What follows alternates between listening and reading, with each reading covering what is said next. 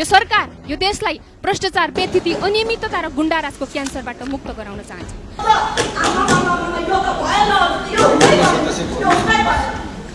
आज प्रतिपक्षले बोल्दा तपाईले गुण्डा भनेर बयान गर्ने, आज देशको अवस्था कहाँ गइसकेको छ। आज प्रतिपक्ष देश र जनताको पक्षमा उभिएको छ, उभिन्छ, हाम्रो सास गए पनि उभिन्छ।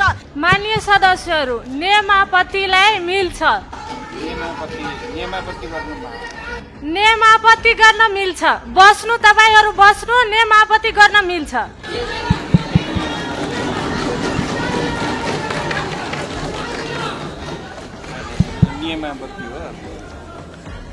तत्कालीन सरकारले चलाएको गोलीबाट यही सिंहदरबार अगाडि ढलेको जेन्जीको रगत अझै राम्रोसँग सुकेको छैन। हामी गोली खान तयार छौं, तर सरकारका गलत कार्यमा हामीले समर्थन गर्दैनौं। जेन्जी आन्दोलनका कुरा गर्दा अलिकति लाज पनि लाग्नुपर्छ। जेन्जी आन्दोलनका कुरा सँगसँगै सिराहामा तपाईका प्रहरीले गोली ठोक्दा त्यसको जवाब सरकारले दिनुपर्छ।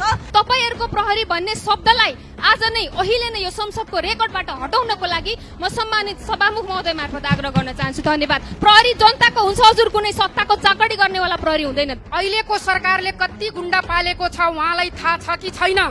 यदि थाहा छैन भने हामी प्रमाणका साथ त्यो हामीले चाहिँ जुन उहाँहरूले अराजक भन्नुभयो, जुन गुण्डा भन्नुभयो, उहाँहरूले चाहिँ कतिको अराजकता गर्नुभएको छ र कतिको सभ्य भाषा बोल्नु भएको छ। बेलायतका प्रधानमन्त्री विन्स्टन चर्चिलले कुनै बेला भन्नुभएको थियो, जब मानिसहरू सत्यको सामना गर्न सक्दैनन् तब उनीहरू परिवर्तनमाथि नै औँला उठाउन सुरु गर्छन्। सभामुख महोदय, यो भनाई आजभोलि यो सदनमा भइरहेका केही प्रतिपक्ष दलका दिग्गज माननीय ज्यूहरूका गतिविधिहरूसँग निकै मिल्दोजुल्दो छ। सभामुख महोदय, भदौ 23 र 24 गते यो देशमा कसैले नसोचेको विद्रोहको आँधी आयो र त्यो आँधीको आकाशबाट गुज्रिएर तत्कालीन सरकार हेलिकप्टर चढेर बेपत्ता भयो। त्यस पश्चात यो देशमा अन्तरिम सरकार आयो र त्यो सरकारको नेतृत्वमा यो देशमा भएका सबै राजनीतिक दलहरू चुनावमा होमिए। चुनावमा आम नेपाली जनताले विश्वास र भरोसा गरेर राष्ट्रिय स्वतन्त्र पार्टीलाई 182 सीट सहित बहुमत प्रदान गरेर यो देशको नेतृत्व गर्न पठाए। फलस्वरूप आज यो देशको बागडोर राष्ट्रिय स्वतन्त्र पार्टीले सम्हालेर हिँडिरहेको छ। तर सभामुख महोदय, सदन सुरु भएको दिनदेखि, सरकार बनेको दिनदेखि आजको दिनसम्म आइपुग्दा यो सरकारको वैधानिकतामाथि नै बारम्बार प्रतिपक्ष दलका दिग्गज मान्यज्यूहरूबाट प्रश्न उठाउँदै आइरहेको छ। भनिएको छ कि संसद भवन जलाएर सिंहदरबार छिरेका अनि टिओबी ग्याङ, अनि उहाँहरूले एउटा एकदमै धेरै दोहोर्याउने शब्द जुन कहिल्यै पनि सुन्न मन पर्दैन, त्यो एल्गोरिदमबाट चुनाव जितेको। सम्माननीय सभामुख महोदय, आज म यो सम्मानित सदनमा यहाँ उभिएर एउटा कुरा लाउड एन्ड क्लियर भन्न चाहन्छु कि यो पटक प्रष्ट रूपमा अन्धकार, भ्रष्टाचार, बेथिति र लुटतन्त्रको खोल ओढेर यो देशलाई बर्बाद बनाउन खोज्नेहरूको अनुहार एल्गोरिदमले हेर्नै चाहेन। एल्गोरिदमले नयाँ हेर्यो, युवा हेर्यो, सम्भावना हेर्यो अनि परिवर्तनको घण्टी बजायो। त्यसकारण आज हामी यहाँ उभिएका छौँ। सभामुख महोदय, हामी जिम्मेवार छौँ र जिम्मेवार बन्न चाहन्छौँ। सभामुख महोदय, आज सरकार बनेको ठ्याक्कै 145 दिन बितेछ। यो बीचमा रासोपाले बर्बाद बनायो, सकायो, भत्कायो, सुकुम्बासी उठायो, यहाँ पनि चलायो, त्यहाँ पनि चलायो, कर लगायो भनेर प्रतिपक्ष दलका मान्यज्यूले भनिरहनु भएको छ। सभामुख महोदय, म उहाँहरूलाई तपाईहरुले 35 वर्षसम्म यो देशमा के गर्नुभयो भनेर सोध्न चाहदिन। जरुर 35 वर्षमा केही राम्रा कामहरू पनि भएका छन्, तर सभामुख महोदय, यो देशले सबैभन्दा बेथिति र भ्रष्टाचारको घाउ यही 35 वर्षभित्र पाएको छ र त्यो 35 वर्षको बेथिति र भ्रष्टाचारको चोटलाई अहिले राष्ट्रिय स्वतन्त्र पार्टीले, यो सरकारले उपचार गर्न सुरु गरिसकेको छ। उपचार गर्ने क्रममा कतै चिर्न पर्ने हुन्छ, कतै सिलाउन पर्ने हुन्छ, कतै मिलाउन पर्ने हुन्छ, अनि यो चिर्ने, सिलाउने र मिलाउने क्रममा ऐया र आत्था बन्यो भने त्यो घाउको उपचार हुन पाउँदैन। सभामुख महोदय, घाउको उपचार नभएपछि त्यो घाउमा क्यान्सर हुन्छ। यो सरकार यो देशलाई भ्रष्टाचार, बेथिति, अनियमितता र गुण्डाराजको क्यान्सरबाट मुक्त गराउन चाहन्छ। सम्माननीय सभामुख महोदय, अस्ति भर्खरै एकजना विद्वान मान्यज्यूले भन्दै हुनुहुन्थ्यो कि तपाईहरुले सक्नु भएन, अब हामी आउँछौँ र सरकार चलाउँछौँ। मलाई अचम्म लाग्यो र दुःख पनि लाग्यो। सभामुख महोदय, उहाँहरूले नै नेतृत्व गरेको तत्कालीन सरकारले चलाएको गोलीबाट यही सिंहदरबार अगाडि ढलेको जेन्जीको रगत अझै राम्रोसँग सुकेको छैन। पशुपतिमा जलाइएको 12-13 वर्षको स्कुल ड्रेसमा जलाइएको 12-13 वर्षको बच्चाको खरानी बागमतीको किनाराले राम्रोसँग बगाइसकेकै छैन।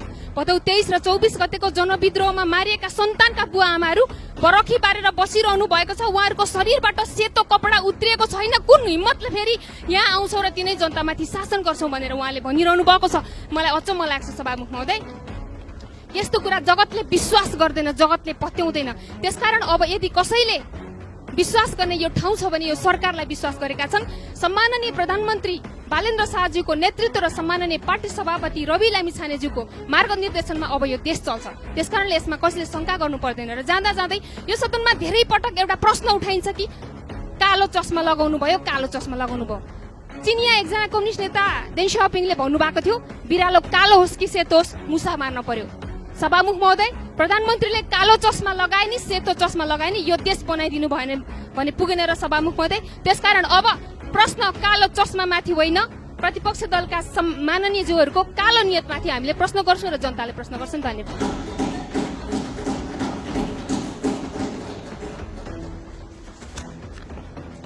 माननीय सदस्यहरू किन उठ्नु भएको?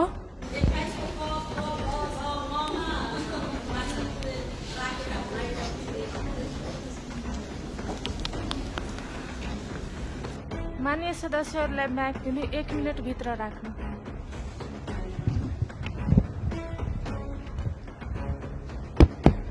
धन्यवाद सम्माननीय सभामुख महोदय।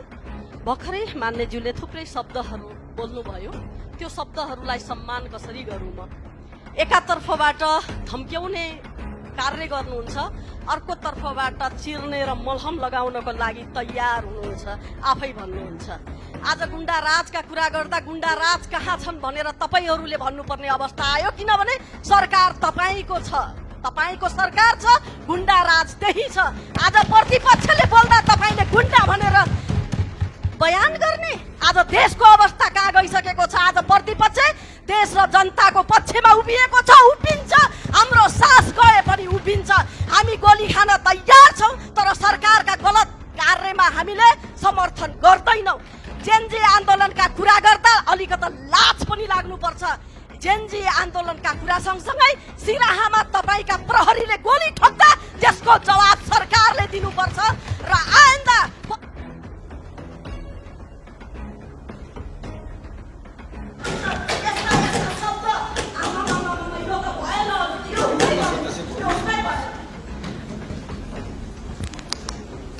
माननीय सदस्यहरू किन उठ्नु भएको?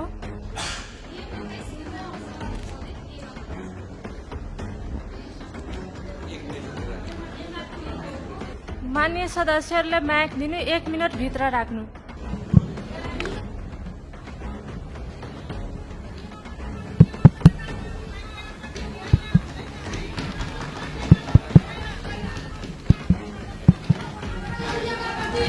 माननीय सदस्यहरू नियमापतिलाई मिल्छ, नियमापति गर्न मिल्छ। बस्नु, तपाईहरू बस्नु, नियमापति गर्न मिल्छ।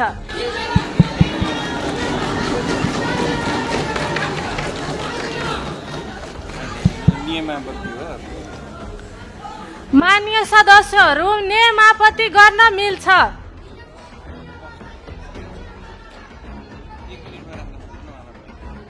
माननीय सदस्यहरू 1 मिनट भित्र राख्नु, आफ्नो कुरा 1 मिनट भित्र राख्नु।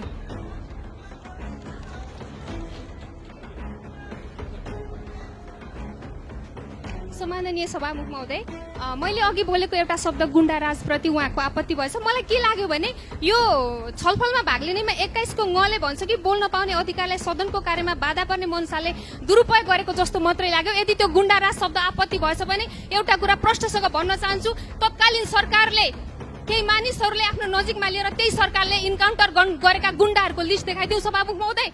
यदि त्यो कुरा पनि मान्य हुन्छ भने हामीले बोलेका हरेक कुरामा। अनि अर्को कुरा अहिले उहाँले के भन्नुभयो भने यो तपाईहरूको प्रहरी भन्नुभयो। कसको प्रहरी? सरकारको प्रहरी कि जनताको प्रहरी कि प्रतिपक्षको प्रहरी कि सत्ता पक्षको प्रहरी? कसको प्रहरी भनेर उहाँले इंगित गर्न खोज्नु भएको। त्यसकारणले यो तपाईहरूको प्रहरी भन्ने शब्दलाई आज नै अहिले नै यो संसदको रेकर्डबाट हटाउनको लागि म सम्मानित सभामुख महोदय मार्फत आग्रह गर्न चाहन्छु। धन्यवाद। प्रहरी जनताको हुन्छ हजुर, कुनै सत्ताको चाकडी गर्नेवाला प्रहरी हुँदैन। धन्यवाद। माननीय सदस्य नरेन्द्र कुमार केरुङलाई समय 5 मिनट। माननीय सदस्यहरू एउटै कुरा बार बार नदोहोऱ्याउनु, बस्नु तपाईहरू।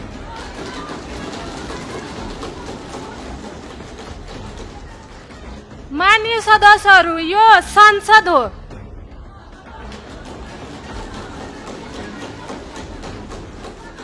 तपाईहरु बस्नु।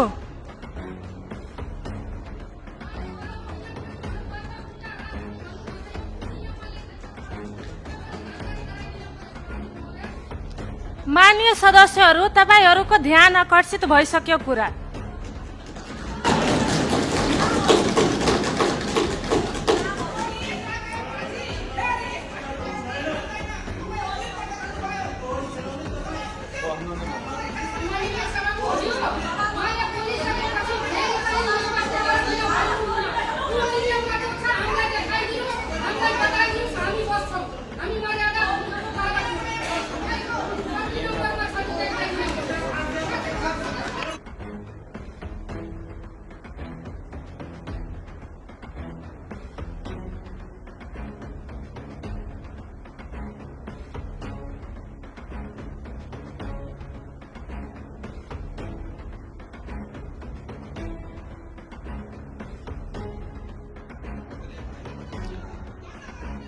माननीय सदस्यहरू, तपाईहरु बस्नु। एकजनालाई म 1 मिनेटको भित्र समय दिन्छु, कुरा राख्नु।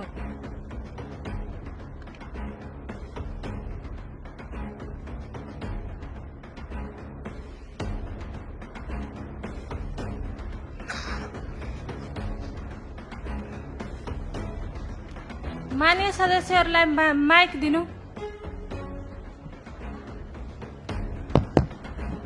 सम्माननीय सभामुख महोदय, भर्खरै बोल्नु भएको माननीयज्यूले गुण्डा र अराजक शब्द जुन प्रयोग गर्नु भएको छ, जुन तत्कालीन सरकारले चाहिँ गुण्डा पालेर यस्तो गर्यो उस्तो गर्यो जुन उहाँले भन्नुभएको छ, मैले के जानकारी गराउन चाहन्छु भने अहिलेको सरकारले कति गुण्डा पालेको छ उहाँलाई थाहा छ कि छैन?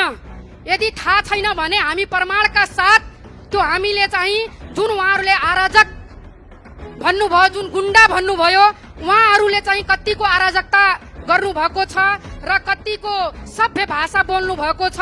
एउटा माननीय भएकोले आफ्नो चाहिँ 4 मिनट 5 मिनट बोल्ने जुन वक्तव्य हुन्छ त्यो बोलिसकेपछि फेरि पनि नियम आपत्ति भइसकेपछि स्पष्टीकरण दिन मिल्दैन। त्यो कुन नियममा स्पष्टीकरण दिन लेखिएको छ त्यो चाहिँ सभामुख महोदयले जानकारी गराइदिनको लागि म हार्दिक